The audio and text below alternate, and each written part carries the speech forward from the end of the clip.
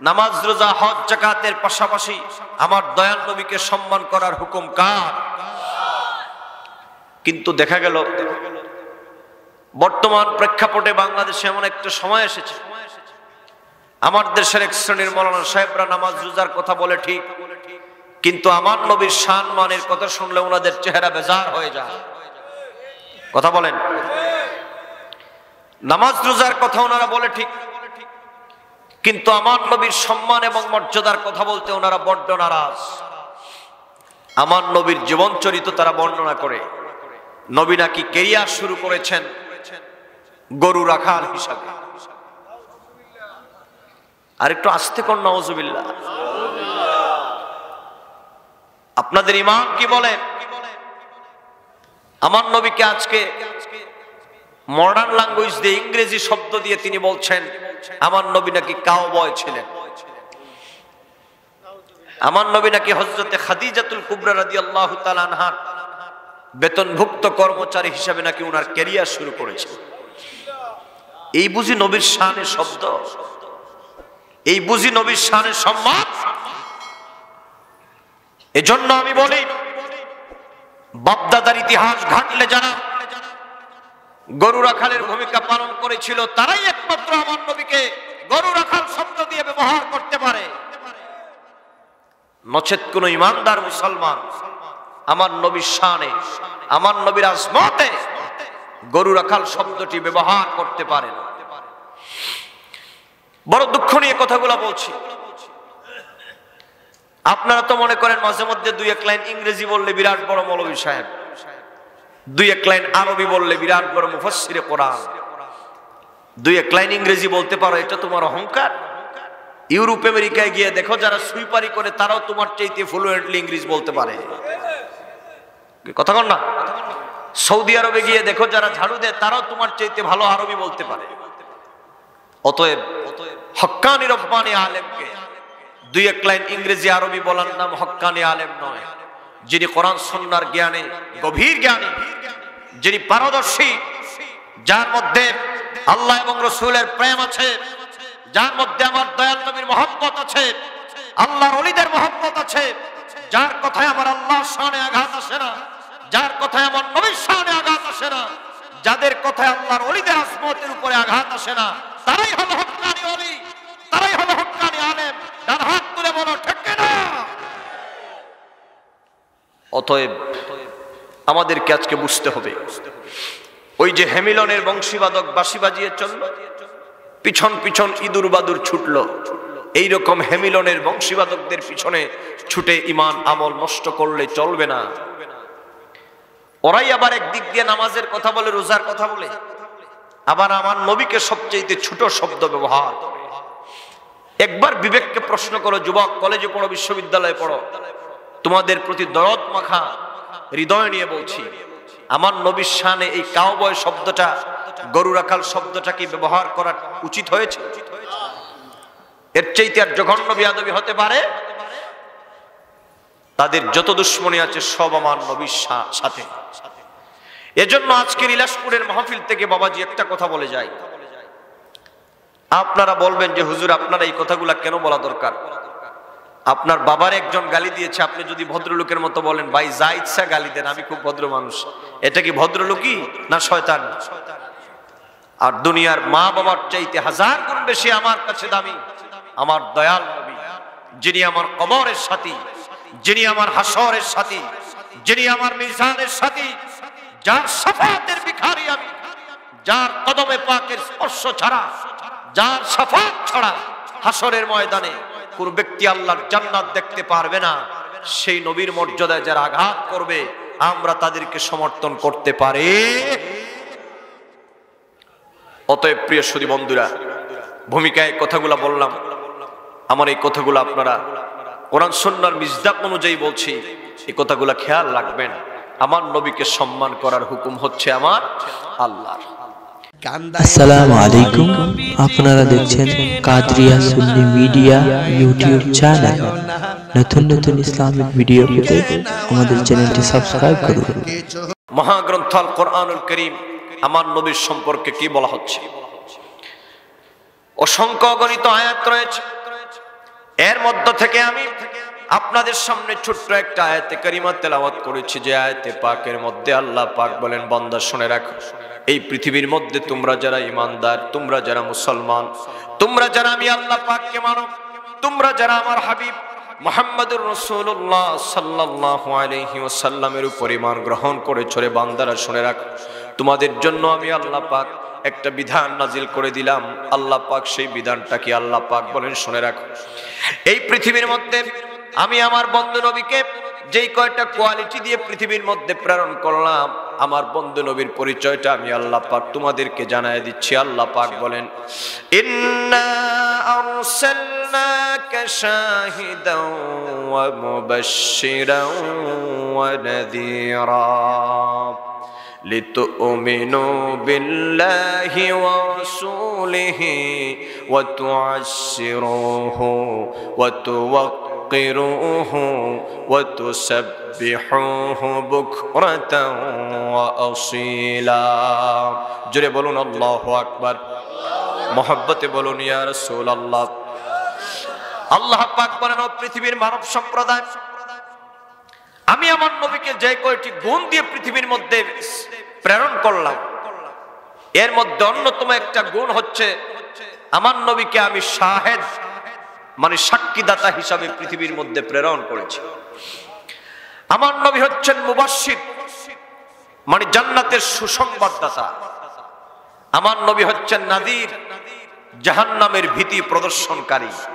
এই তিনটা গুণে গুণান্বিত করে, আর অসংখ্য গুণ রয়েছে, কিন্তু এই তিনটি গুণে গুণান্বিত করে আমার নবীকে আমি পৃথিবীর মধ্যে তোমাদের জন্য প্রেরণ করে দিলাম। অতএব তোমরা যারা আমি আল্লাহ পাকের উপর ঈমান গ্রহণ করেছো আর আমার নবীর উপরে যারা ঈমান এনেছো, তোমাদের দায়িত্ব হলো দুইটা। প্রথম দায়িত্ব কি? ওয়া তুআজ্জিরুহু ওয়া তুওয়াক্কিরুহু, আমার নবীকে মহব্বত করবা, তাজিম করবা, ভালোবাসবা, আমার নবীকে নিজের জীবনের চাইতে বেশি সম্মান করবা, ইজ্জত করবা। কোন সুবহানাল্লাহ। তাহলে আমার বাবাজিরা বলুন, আমার নবীকে সম্মান করার হুকুম কার? আর একটু আবার বলো যুবকেরা, সম্মান করার হুকুম কার? এবার আসেন আমার বন্ধুরা, আল্লাহর হাবিবকে আমরা সম্মান করব, যেহেতু আমার নবী হলেন তিনি শাহেদ। শাহেদ মানে হলো তিনি সাক্ষীদাতা।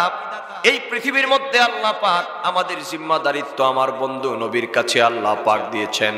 ইলাসপুরের জনগণ, পৃথিবীর মধ্যে আমরা যারা গুনাহগার, আমরা যারা পৃথিবীর মধ্যে সর্বশেষে জমিনের মধ্যে আমরা আগমন করেছি, আমাদের জিম্মাদারিত্ব আল্লাহ পাক তার বন্ধু নবীর নূরানি হাত মুবারকের মধ্যে দিয়েছেন। এজন্য আমার নবী আমাদের জিম্মাদার। সৎকর্ম করলে পরে আল্লাহর হাবিব আমাদের জন্য আল্লাহর দরবারে শুকরিয়া আদায় করেন। আল্লাহর হাবিব বলেন, এই পৃথিবীর মধ্যে উম্মত হায়াতি খায়রুল লাকুম ওয়া মামাতি খায়রুল লাকুম, এই পৃথিবীর মধ্যে আমার বেঁচে থাকাটাও তোমাদের জন্য কল্যাণকর, এই পৃথিবীর থেকে চলে যাওয়াটাও তোমাদের জন্য কল্যাণকর রে উম্মত।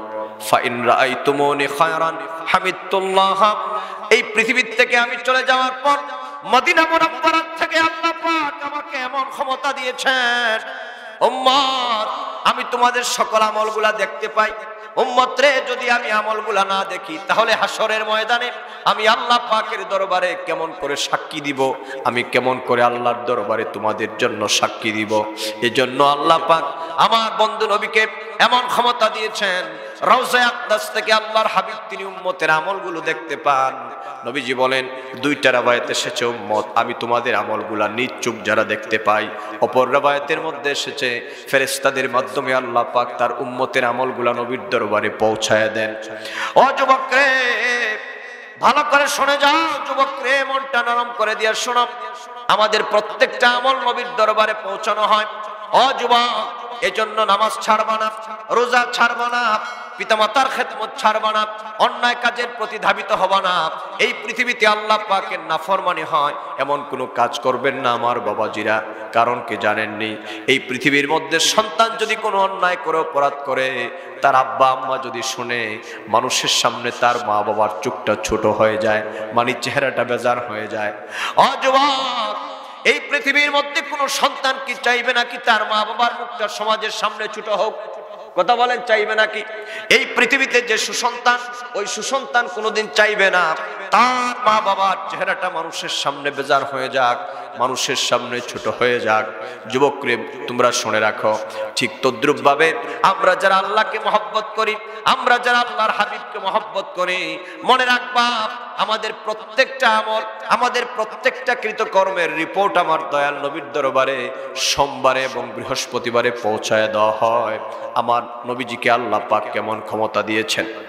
আমার নবী বলেন, উম্মত, আমি যখন দেখি আমার উম্মতের আমল নামার মধ্যে নামাজ আছে, ওই উম্মতগুলা মসজিদ মাদ্রাসার খেদমত করে, ওই উম্মতগুলা দান সদকা করে, এই পৃথিবীর মধ্যে আল্লাহ পাকের বিধান মোতাবেক তারা জীবন পরিচালনা করে, হামিদুল্লাহ, আমি আল্লাহ পাকের দরবারে শুকরিয়া আদায় করি।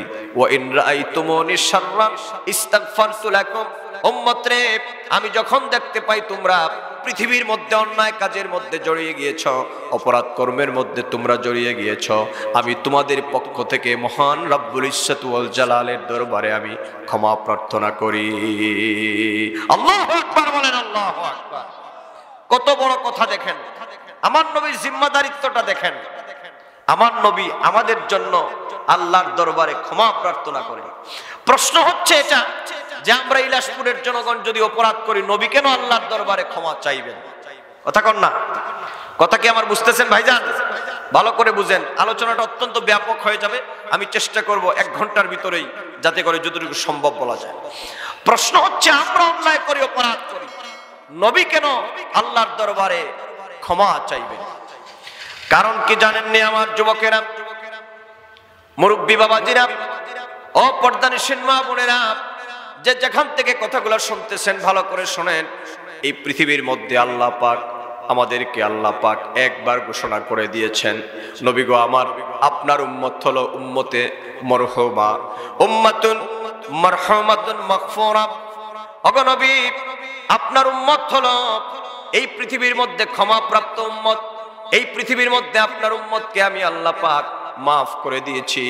এজন্য পৃথিবীর মধ্যে আমাদের একটা নাম হলো উম্মাতুন মারহুমাতুন। যুবকরে ভালো করে খেয়াল করো, এই পৃথিবীর মধ্যে আল্লাহ পাক আমাদেরকে তিনি মাফ করে দিয়েছেন। এই যে রজব চাঁদের 26 তারিখ দিবাগত রাত আল্লাহ পাক তার বন্ধু নবীকে এই ধুলির দরাত থেকে দাওয়াত দিয়া প্রথম, দ্বিতীয়, তৃতীয়, চতুর্থ, পঞ্চম, ষষ্ঠ, সপ্তম আসমান পাড়ি দিয়া, এরপরে সিদরাতুল মুনতাহা, সেখানের পরে আরশে আজিম, এরপরে লামাকানের মধ্যে নিয়ে আল্লাহ পাক তার হাবিবকে বলেছেন, ওগো বন্ধু নবী আমার, এই পৃথিবীর মধ্যে আমি আল্লাহ পাক আপনি নবীকে সবচেয়ে বেশি ভালোবাসি। কথা বলেন, আমার নবীকে ভালোবাসেন কে? আওয়াজ দেন, ভালোবাসেন কে? এই পৃথিবীর মধ্যে আল্লাহ পাক হযরত আদমকে সফিউল্লাহ বলে নাই। আল্লাহ আদমকে সফিউল্লাহ বলেছেন, হাবিবুল্লাহ বলেন নাই। হযরত নূহকে আল্লাহ পাক নাজিহুল্লাহ বলেছেন, হাবিবুল্লাহ বলে নাই। হযরত ইব্রাহিমকে খলিলুল্লাহ বলেছেন, হাবিবুল্লাহ বলে নাই। তার মানে আল্লাহ পাক 1,24,000, মতান্তরে 2,24,000 নবী এবং রাসূল কাউকে আল্লাহ পাক হাবিবুল্লাহ বলে ডাক দেন নাই। আমার বন্ধু নবীকে আল্লাহ পাক বলেছেন মুহাম্মদ হাবিবুল্লাহ। মহাগ্রন্থ আল কোরআনুল কারীমের মধ্যে একখানা আয়াত আছে, সূরাতুল মায়েদা। আলেম ভাইরা আপনারা জানেন, আল্লাহ পাক বলেন, আল ইয়াউমা আকমালতু লাকুম দীনাকুম ওয়া আতমামতু আলাইকুম নি'মাতি ওয়া রাদিতু লাকুমুল ইসলাম দীনা। এই আয়াতের ব্যাখ্যায় মুফাসসিরিনে কেরামগণ লিখেছেন, এই পৃথিবীর মধ্যে আল্লাহ পাক আমার দয়াল নবীকে মহব্বত করেছেন। কেমন মহব্বত! আমার আল্লাহ পাক আমার বন্ধু নবীকে ভালোবেসেছেন, মহব্বত করেছেন। কেমন মহব্বত! এই মহব্বতটা হলো কামালে মহব্বত। সুবহানাল্লাহ বলেন। কোন মহব্বত? কথা কি বুঝতেছেন বাবাজি? একটু আওয়াজ দেন। কি মহব্বত করেছেন? বলেন কামালে মহব্বত। কামালে মহব্বত মানে এমন পরিপূর্ণ মহব্বত। আমার আল্লাহ যেমন অসীম, আমার আল্লাহ পাকের মহব্বত এবং ভালোবাসার বহির প্রকাশটা হলো অসীম। কথা বলেন না? আমার আল্লাহ কি অসীম? একটু আওয়াজ দেন। আমার আল্লাহ কি অসীম, আর আমার আল্লাহর ভালোবাসাটাও কি অসীম। এই পৃথিবীর মধ্যে, দুনিয়ার মধ্যে কেউ যদি কাউকে ভালোবাসে,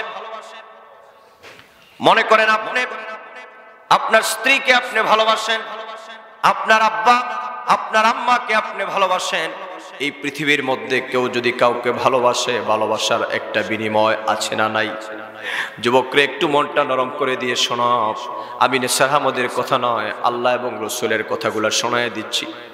আমার আল্লাহ আমার বন্ধু নবীকে কেমন ভালোবাসেন এবং সেই ভালোবাসার প্রতিদান আল্লাহ কি দিয়েছেন, এই কথাগুলো শোনার পরে রে যুবক চিন্তা করবা, নবীর পক্ষে থাকবা না বিপক্ষে যাবা। ও মুরব্বী বাবাজিরা, চিন্তা করবেন নবীকে ভালোবাসার দরকার আছে না নাই? আমি বলার দরকার নাই, আপনাদের বিবেক দিয়ে আপনারা চিন্তা করবেন। আমার আল্লাহ আমার নবীকে কামালে মহব্বত করেছেন। এবার আসেন, প্রশ্ন হলো, এই পৃথিবীর মধ্যে কেউ যদি কাউকে ভালোবাসে, ভালোবাসার একটা আদান প্রদান হয়, ভালোবাসার একটা বিনিময় হয়, কথা বলেন ঠিক কিনা? একজন যদি আরেকজনকে ভালোবাসে, ভালোবাসার একটা বিনিময় হয়, ভালোবাসার একটা আদান প্রদান হয়। প্রশ্ন হচ্ছে, আমার আল্লাহ যে তার হাবিবকে এত ভালোবেসেছেন, যেই ভালোবাসা পৃথিবীর কোন নবী রাসূলকে আল্লাহ পাক ভালোবাসেন নাই। আল্লাহু আকবার বলেন। যেই মহব্বত আমার আল্লাহ পাক এই পৃথিবীর কাউকে করেন নাই, সেটাকে বলা হয় কামালে মহব্বত। ও বন্ধু, এবার যদি প্রশ্ন করি, আল্লাহ তুমি যে তোমার বন্ধু নবীকে এত ভালোবেসেছ, তুমি যে তোমার বন্ধু নবীকে এত মহব্বত করেছো, আল্লাহ এই মহব্বতের বিনিময়ে তুমি কি দান করেছো? রাব্বুল আলামিন বলেন, ওগো বন্ধু নবী আমার, এই পৃথিবীর মানব সম্প্রদায়দেরকে আপনি জানায় দেন, আমি আল্লাহ পাক আপনি নবীকে ভালোবেসেছি। আমি আল্লাহ আপনি নবীকে এমন ভালোবেসেছি, এটা পৃথিবীর কোন নবীর বেলায় আমার বহিঃপ্রকাশ হয় নাই। অতএব দুনিয়ার মধ্যে ভালোবাসার বিনিময় হয়। আর আমি আল্লাহ যে আপনাকে ভালোবেসেছি গো নবী আমার, আমি আল্লাহ আপনাকে ভালোবাসা প্রথম যেই বিনিময়টা বন্ধু নবী আপনাকে দিলাম, আমি আল্লাহর ভালোবাসার বিনিময়ে আমি আল্লাহ সর্বপ্রথম আপনার গুনাহগার উম্মতগুলোকে বিনা হিসাবে আমি আল্লাহ মাফ করে দিলাম। আল্লাহু আকবার, আল্লাহু আকবার। মহব্বতে বলেন, ইয়া রাসূলুল্লাহ, ওগো হাবিব, আমি যে আপনাকে ভালোবেসেছি, এই ভালোবাসার একটা বিনিময় দিলাম। এই বিনিময়টা হলো আমি আপনার উম্মতগুলোকে বিনা হিসাবে আমি আল্লাহ মাফ করে দিলাম। কত বড় কথা রে বন্ধু! ও যুবক মুরব্বী বাবাজিরা, একবার চিন্তা করেন কত বড় কথা। এই দুনিয়ায় আমরা তো আল্লাহকে চিনি না, আল্লাহর বন্ধু নবীকে আমরা চিনি না, আমাদের মর্যাদার সম্পর্কেও আমরা জানি না। যদি পৃথিবীর মধ্যে আমাদের মর্যাদার সম্পর্কে আমরা জানতাম, তাহলে পৃথিবীর মধ্যে আমরা আল্লাহর নাফরমানি করার কথা ছিল না, আল্লাহর হাবিবের বিরুদ্ধাচরণ করার কথা ছিল না। এই পৃথিবীর মধ্যে আমাদের মর্যাদা কেমন জানেননি? এজন্য আমাদেরকে বলা হয়েছে আমরা হলাম উম্মতে মরহুমা। কথা বলেন, আমাদের নাম কি? বলেন উম্মাতুন মরহুমাতুন, মানে উম্মতে মরহুমা। এজন্য দেখবেন আপনাদের ইলাসপুরের মধ্যে সে ফর এক্সাম্পল কোন ব্যক্তি যদি মারা যায়, মাইকের মধ্যে এলান করা হয় অমুক ব্যক্তি মারা গেছে, আগামীকাল বেলা 3:30টার সময় অমুক ব্যক্তির মরহুমের জানাজার নামাজ অনুষ্ঠিত হবে। এইরকম অ্যানাউন্সমেন্ট করা হয় কিনা? কথা বলেন, হয় কিনা? ও যুবক বন্ধুরা, মুরব্বী বাবাজিরা, একবার আপনারা বলুন, এই যে আপনাদের ইলাসপুরের মুয়াজ্জিন সাহেব, ইলাসপুর মসজিদের ইমাম সাহেব, এই যে মাইকের মধ্যে ঘোষণা করেন মরহুমের জানাজার নামাজ অনুষ্ঠিত হবে, একটু বুকে হাত দিয়ে বলুন, বয়স আপনার 50 বছর, বয়স আপনার 60 বছর, বয়স আপনার 70 বছর হয়ে গেছে, যুবক বয়স তোমার 25-30। কোনোদিন কি মসজিদের মুয়াজ্জিনরে জিজ্ঞেস করছেন নাকি, ও সভাপতি সাহেব জিজ্ঞেস করছেন নাকি যে মৌলানা সাহেব আপনারা যে বলেন মরহুমের জানাজার নামাজ, মরহুম মানে কি? কথা বলেন, কোনদিন জিজ্ঞাসেন যে মরহুম মানে কি হুজুর? মরহুম মানে হলো ক্ষমাপ্রাপ্ত। তার মানে আমার আল্লাহ যাকে ক্ষমা ঘোষণা করে দিয়েছেন। এজন্য আমার নবী বলেন, উম্মতি উম্মাতুন মারহুমাতুন। ও দুনিয়ার মানব সম্প্রদায়, এই পৃথিবীর মধ্যে আল্লাহ পাক আমাকে এমন এক প্রকারের উম্মত দান করেছেন যাদেরকে আল্লাহ ক্ষমাপ্রাপ্ত বলে ঘোষণা করে দিয়েছেন। আমরা তো আগেই ক্ষমাপ্রাপ্ত। অতএব হাসরের ময়দানে যেন আমরা গুনাহগার হিসাবে না দাঁড়াই রে বন্ধু। হাসরের ময়দানে যেন আমরা আল্লাহর দরবারে অপরাধী হিসাবে না দাঁড়াই। আস্তে আস্তে হাসরের ময়দানে যেন আমরা অপরাধী হিসাবে না দাঁড়াই।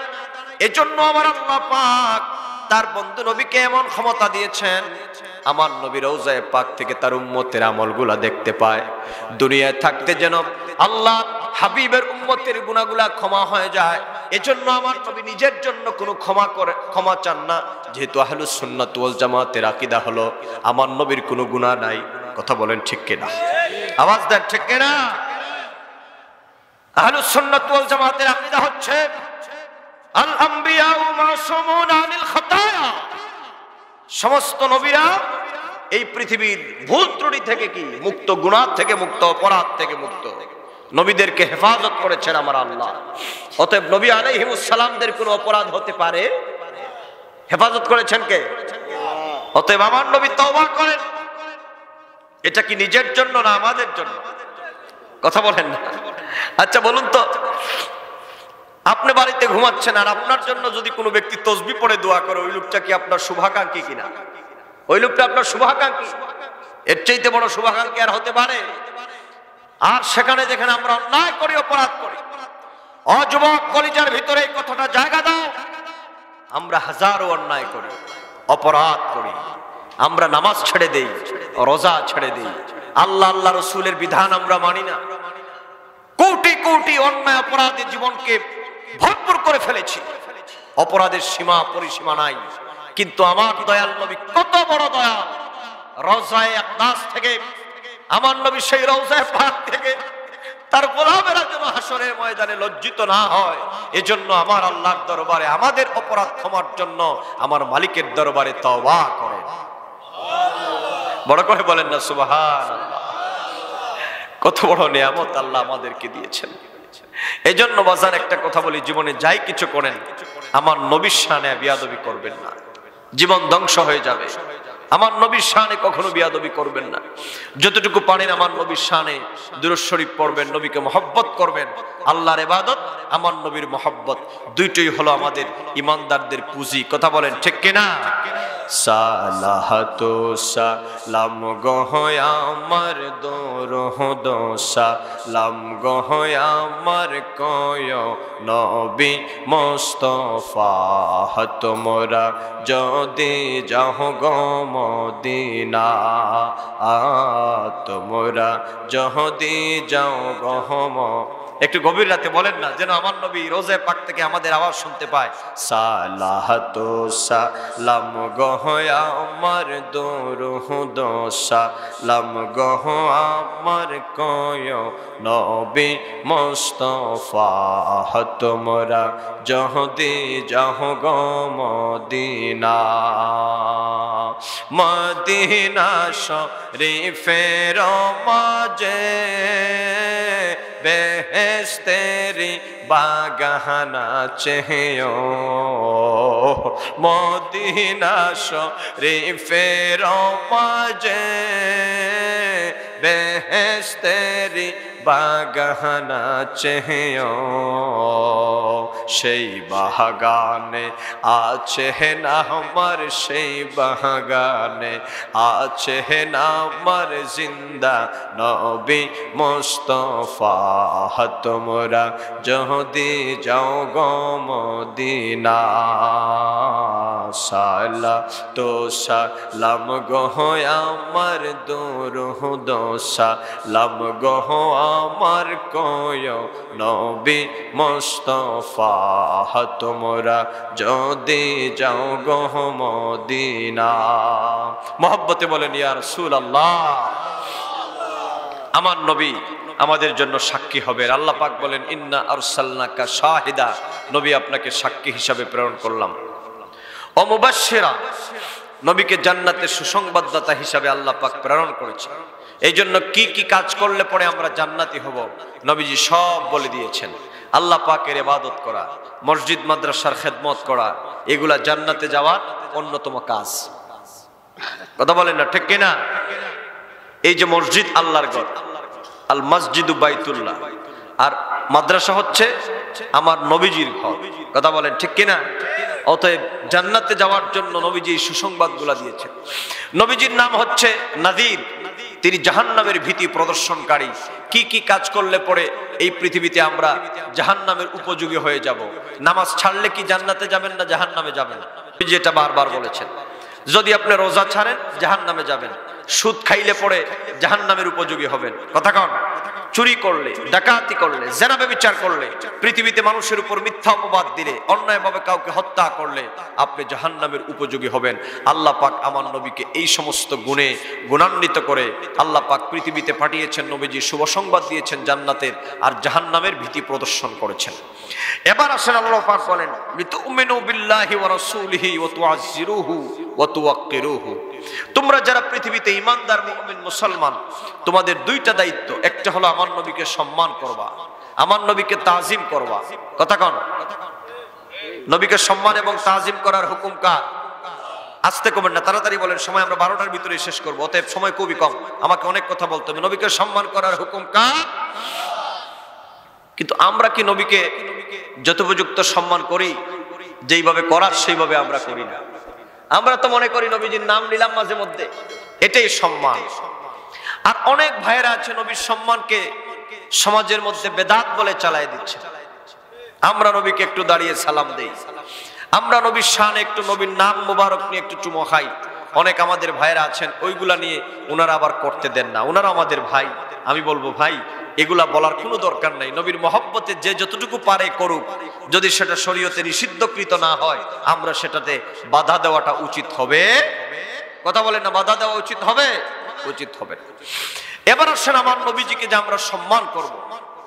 দেখেন, নবীজির শানে শব্দ ব্যবহার করা তো দূরের কথা, নবীর শান মান ইজ্জতের প্রতি সাহাবায়ে কেরামদের কত দরদ ছিল এবং কত নবীজির গোলামিতে তারা জীবন কাটিয়েছেন, কত সম্মান করেছেন। আমি আপনাদেরকে দুই একটা দৃষ্টান্ত দিচ্ছি, শোনেন। যেমন তাফসিরে রুহুল বায়ান ৫ম খণ্ডে এসেছে, এই পৃথিবীতে একজন ব্যক্তি আছেন আমার নবীর সাহাবী, সমস্ত সাহাবায়ে কেরামদের মধ্যে তিনি বয়োজ্যেষ্ঠ এবং মর্যাদাবান। আপনারা বলেন তার নাম কি? হযরতে আবু বকর সিদ্দিক রাদিয়াল্লাহু তাআলা। তার মর্যাদা সম্পর্কে বলা হয়েছে আফদালুন নাস বাদাল আম্বিয়া, সমস্ত মানুষের নবীদের পরে মানুষের উপরে যার মর্যাদা তিনি হচ্ছেন হযরতে আবু বকর সিদ্দিক রাদিয়াল্লাহু তাআলা। নবীজিকে সম্মান কিভাবে করতে হয় আবু বকর সিদ্দিকের জীবন ইতিহাস তালাশ করলে দেখবেন কিভাবে সম্মান করতে হয়। তাফসীরে রুহুল বায়ানের মধ্যে এসেছে, লাম্মা সামিয়া কাউলুল মুআদ্দিন আশহাদু আন্না মুহাম্মাদার রাসূলুল্লাহ ফাকালা কুররাতু আইনি বিকা ইয়া রাসূলুল্লাহ ফাকাব্বালাল আকলাতাইনি সাবাবাতাইন ওয়া মাসসাহা আলা আইনাইন فقال النبي صلى الله عليه وسلم من فعل مثل ما فعل خليلي فقد حلت لكم شفاعتي। আওয়াজ দিয়ে মহব্বতে বলুন আল্লাহু আকবার। একটু মহব্বতে বলুন ইয়া রাসূলুল্লাহ। ও ইলাসপুরের জনগণ, আমার মুরব্বি বাবাজিরা, যুবক বন্ধুরা, পর্দানিশীন মা বোনেরা, আপনি যেই কোনো দলের হন, যেই কোনো মতের হন, আপনি কওমি মাদ্রাসার আলেম হন, আলিয়া মাদ্রাসার আলেম হন, জামাত ইসলামী হন, মিলাদ পড়েন আর না পড়েন, যেই কোনো দলের হন, আমাদের কথাগুলো শোনেন। আমরা তো আমাদের কথাগুলো বলি না, আমরা কোরআন সুন্নাহর কথাগুলো বলি। তাফসীরের কিতাবসমূহের মধ্যে মুফাসসিরিনে কেরাম যা বর্ণনা করেছেন আমরা সেই কথাগুলো বলি। যুবকরে বুঝো ভালো করে, নবীর মহব্বত করার কথা আল্লাহ পাক তিনি বলেছেন, আমার নবীকে সম্মান করবা, আমার নবীকে মহব্বত করবা। এবার নবীকে কিভাবে সাহাবায়ে কেরামগণ সম্মান এবং মহব্বত করেছেন একটা দৃষ্টান্ত দেখেন। একবার মসজিদে নববীর মধ্যে হযরতে বিলাল রাদিয়াল্লাহু তাআলা তিনি আযান দিচ্ছিলেন, আল্লাহু আকবার আল্লাহু আকবার, আশহাদু আল্লা ইলাহা ইল্লাল্লাহ আশহাদু আল্লা ইলাহা ইল্লাল্লাহ। এরপরের বাক্যে তিনি বললেন, আশহাদু আন্না মুহাম্মাদার রাসূলুল্লাহ সাল্লাল্লাহু আলাইহি ওয়াসাল্লাম। এই যে আশহাদু আন্না মুহাম্মাদার রাসূলুল্লাহ, এই কালিমাটা শোনার পর, বাক্যটা শোনার পর হযরতে আবু বকর সিদ্দিক রাদিয়াল্লাহু তাআলা তিনি থমকে দাঁড়িয়ে গেলেন। বেলালের কণ্ঠে কত মধুর আওয়াজ। যুবকরে জাননি, ইবনে কাসির বর্ণনা করেছেন হযরতে বিলাল রাদিয়াল্লাহু তাআলা কে আল্লাহ পাক এমন মধুর কণ্ঠদান করেছিলেন, হযরতে বেলালের আজান শোনার জন্য এই পৃথিবীর বৃক্ষ তরুলতার পশু পাখিগুলা ইন্তজার করত। হযরতে বেলাল যখন মসজিদে নববীর বারান্দায় দাঁড়িয়ে আল্লাহু আকবার বলে দারাজ কণ্ঠে যখন আজান দিতেন, তার আজানের মধুরতা এমন ছিল, মহান আল্লাহ পাক তাকে এমন কবুল করেছেন, আকাশের পাখিগুলা উড়া বন্ধ করে দিয়া বেলালের আজান শোনার জন্য দাঁড়িয়ে যেত। এত আল্লাহু আকবার, ইয়া রাসূলুল্লাহ জিন্দাবাদ। আমার নবীর খাতিরে হযরত বেলালকে যখন মসজিদ নববীর মুয়াজ্জিন নিযুক্ত করা হলো, ভালো করে শুনেন, বেলাল রাদিয়াল্লাহু তাআলা দেখতে কিন্তু খুব সুন্দর না, মোটামুটি একটা আছে আর কি। সাহাবায়ে কেরামদের শানে এটা বলা যাবে না, তাই দেখতে খুব বিশ্রী আসলেন।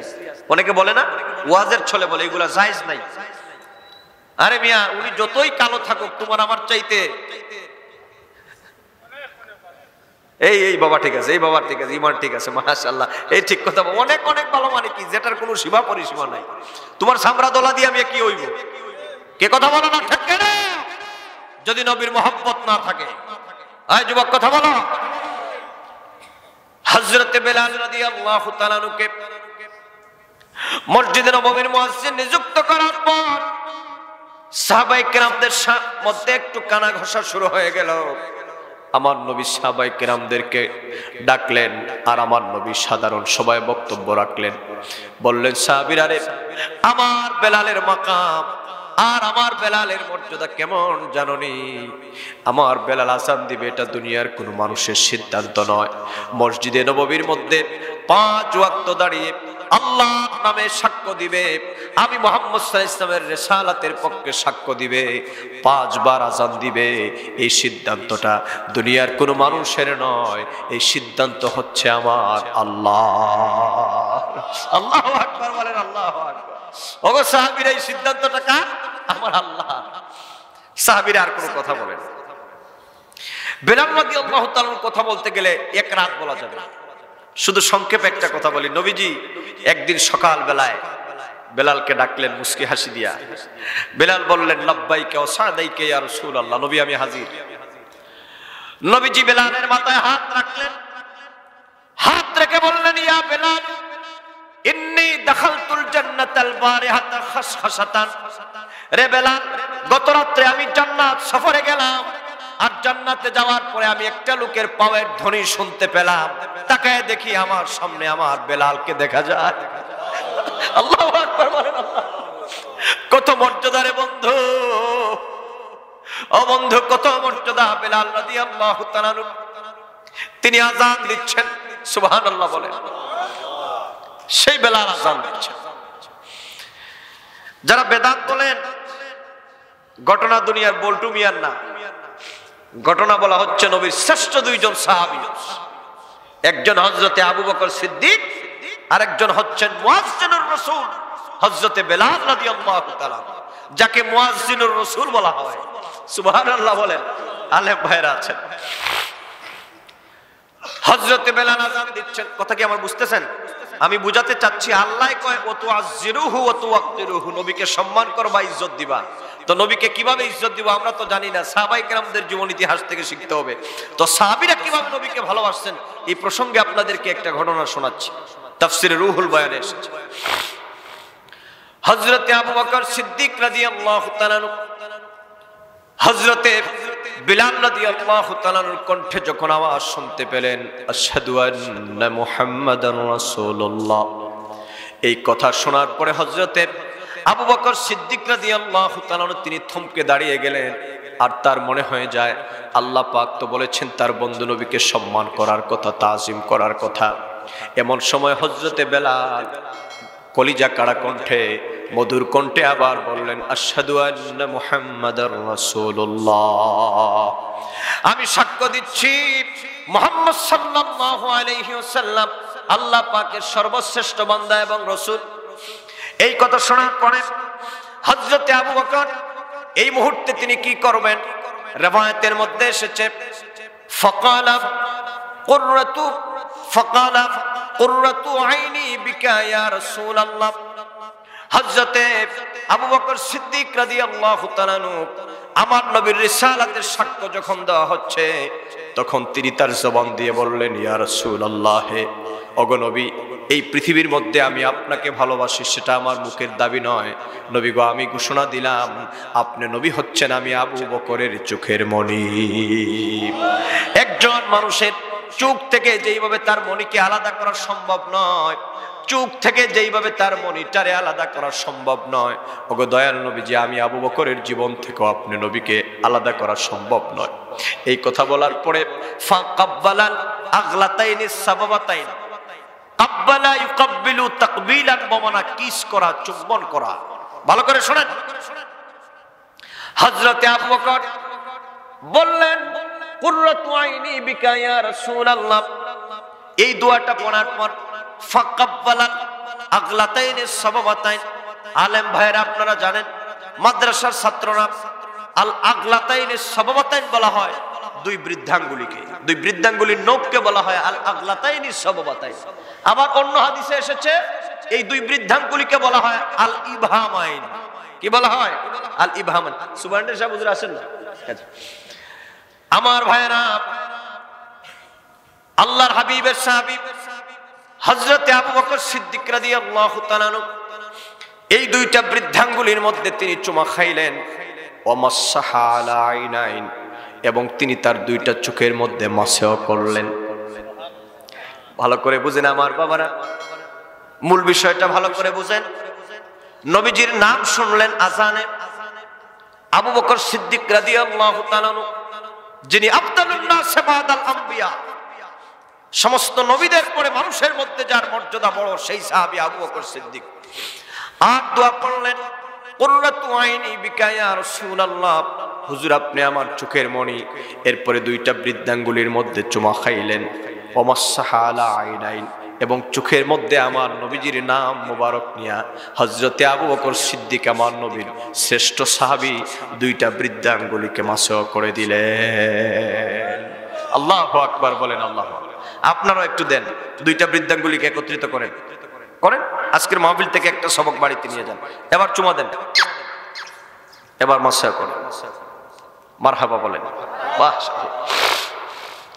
এই ঘটনা যখন আবু বকর সিদ্দিক রাদিয়াল্লাহু তাআলা আনহু সংগঠন করেছেন, মানে সংগঠিত হচ্ছে এই ঘটনা, ইন দা মিন টাইম আমার দয়াল নবী ওই জায়গার মধ্যে উপস্থিত হয়ে যান। আল্লাহর হাবিব উপস্থিত হওয়ার পরে বললেন, আবু বকর গো, ও আবু বকর, কি ব্যাপার? নবীজি মুস্কি হেসে বললেন, আবু বকর, কি ব্যাপার, তুমি চোখের মধ্যে মাসহ করছো, চুমা খাচ্ছ? হযরতে আবু বকর বলেন, আকা ইয়া রাসূলুল্লাহ, ইয়া হাবিবাল্লাহ, নবী গো, হযরতে বেলালের কণ্ঠে যখন আপনার নাম মোবারক উচ্চারিত হচ্ছিল, আমার কলিজায় আপনার প্রতি এমন প্রেম ডাবলো গো নবী আমার, আপনার প্রতি এমন মহব্বত আমার কলিজার ভিতর থেকে ডাবলো। নবীজি আমার, আমি যদি আপনাকে পাইতাম, আপনার নুরানি কদম মুবারকের মধ্যে আমি চুমা খাইতাম। ইয়া রাসূলুল্লাহ, কিন্তু নবী গো, আপনি তো এখানের মধ্যে ছিলেন না। ইয়া রাসূলুল্লাহ, আপনি তো এখানের মধ্যে ছিলেন না, এজন্য গো নবী আমার, আপনি নবীর নাম নেওয়ার পরে আমি পড়লাম কুররাতু আইনি বিকা ইয়া রাসূলুল্লাহ। এরপরে আমি সম্মান এবং মর্যাদা আপনার প্রতি, মর্যাদার বহিঃপ্রকাশ হিসাবে, সম্মানের বহিঃপ্রকাশ হিসাবে, ভালোবাসার আতিশয্যে আমি দুইটা বৃদ্ধাঙ্গুলির মধ্যে চুমা খায়া গো নবী আমার, আমি দুইটা চোখের মধ্যে মাসহ করলাম।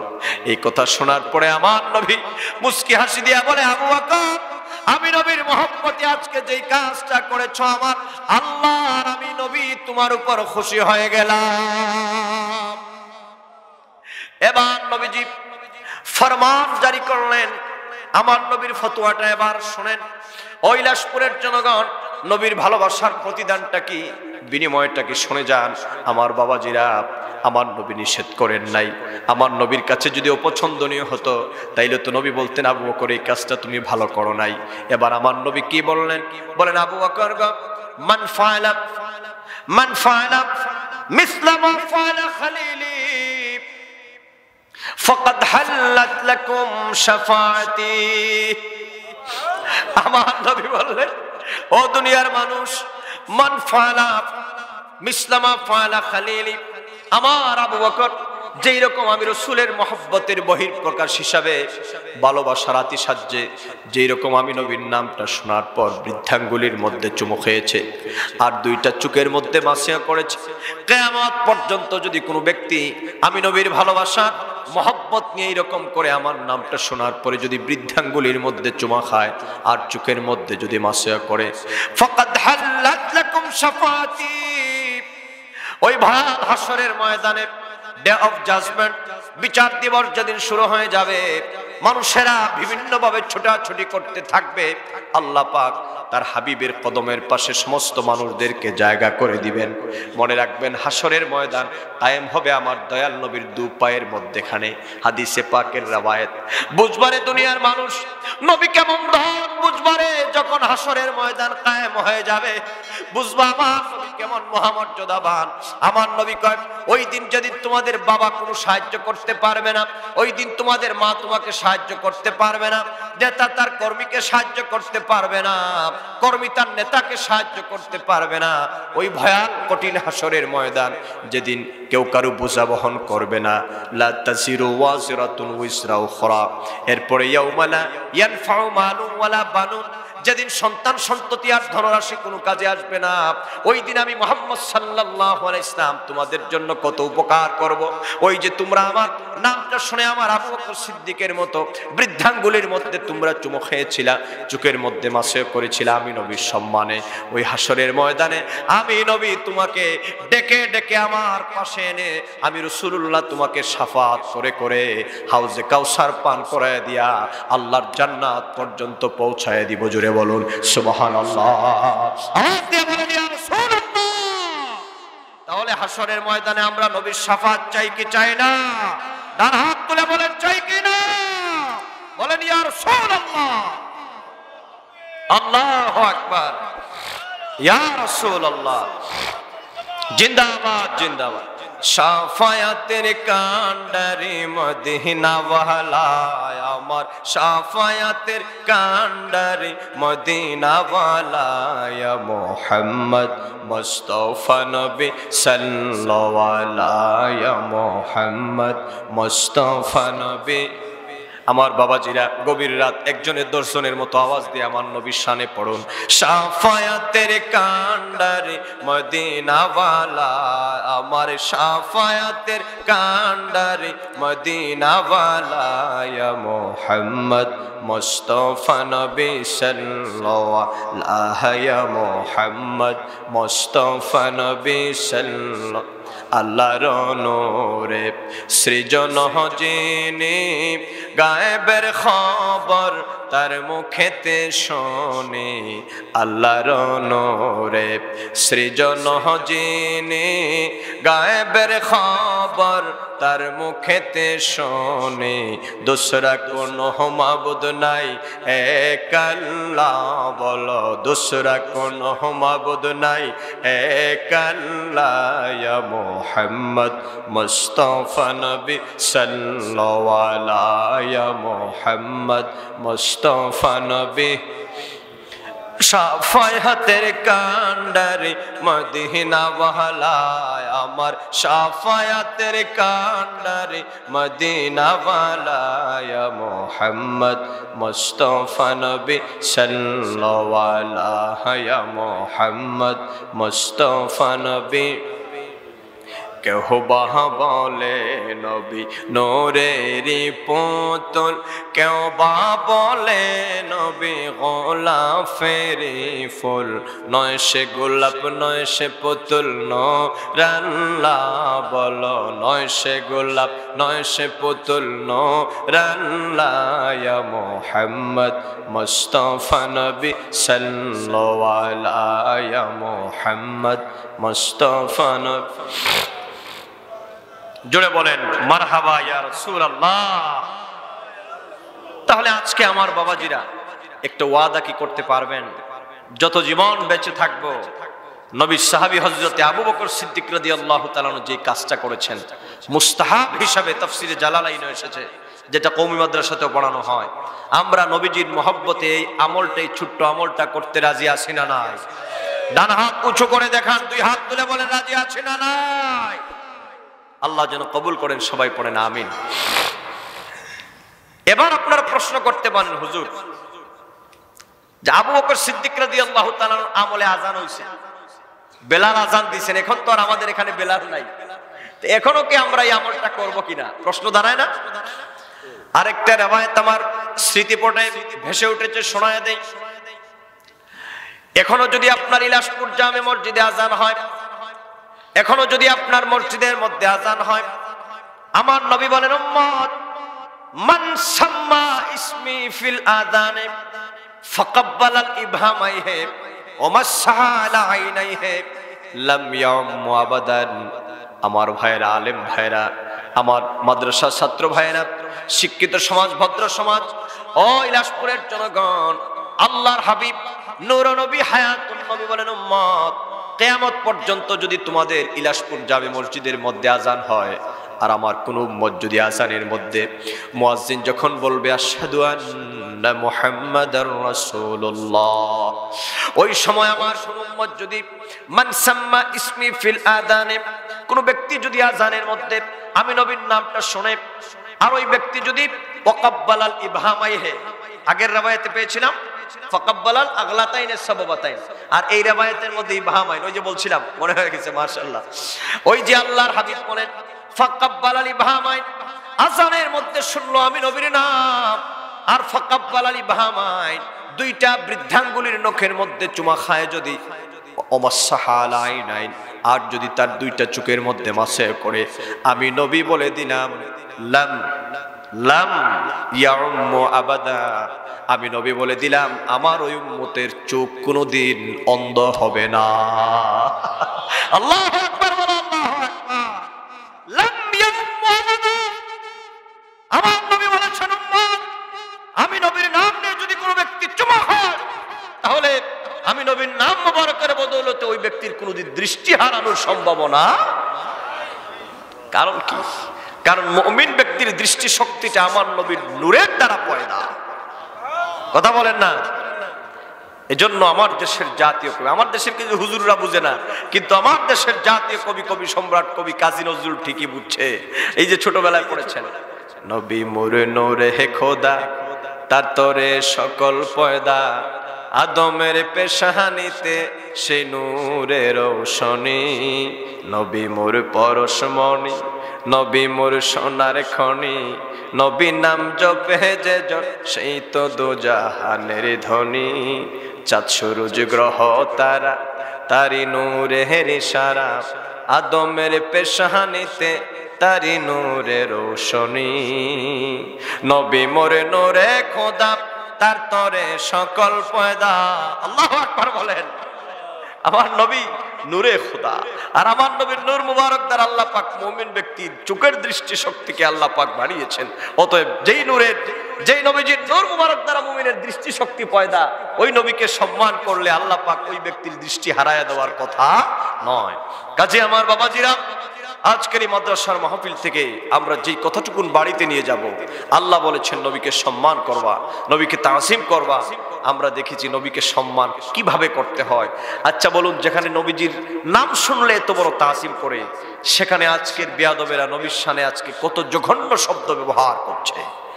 কথা বলা যুবক থাকে না? অতএব ওদের কর্ণকুহরে যাতে আমাদের কথাগুলো পৌঁছে যায়, এই জন্য ভাষা ভাষা কিছু ফুটানি দেখানোর নাম আলেম নয়। আলেম হচ্ছে তাকওয়া থাকতে হবে, আল্লাহর প্রেম নবীর মহব্বত থাকতে হবে, কোরআন হাদিস বুঝতে হবে। জগতে মোটিভেশন দিয়ে কিছু করা যায় না।